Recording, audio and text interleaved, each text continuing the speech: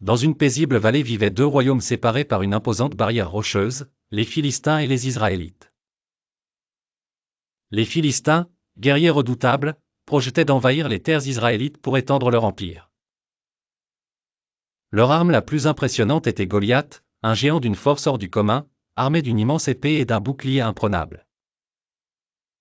Chaque matin, Goliath descendait de sa colline, lançant un défi aux Israélites. « Choisissez un homme pour me combattre. S'il me bat, nous serons vos serviteurs.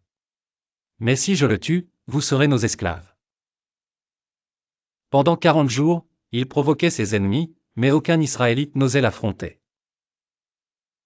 Un jeune berger nommé David était chargé par son père de porter de la nourriture à ses frères qui faisaient partie de l'armée israélite. À son arrivée au camp, David entendit parler de la honte que Goliath faisait subir à son peuple. Indigné, il décida de relever le défi.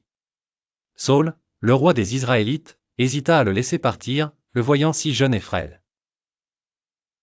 Mais David était convaincu, « Mon Dieu qui m'a protégé des lions et des ours me donnera la force de vaincre ce Philistin. » Armé de sa seule fronde et de quelques pierres lisses ramassées dans un ruisseau, David descendit dans la vallée pour affronter le géant. Goliath, voyant l'audace du jeune berger, rit aux éclats et se moqua de lui. Mais David, avec calme et détermination, visa le géant entre les yeux avec une pierre qu'il lança avec toute sa force. La pierre s'enfonça dans le front de Goliath, qui s'écroula à terre, sans vie.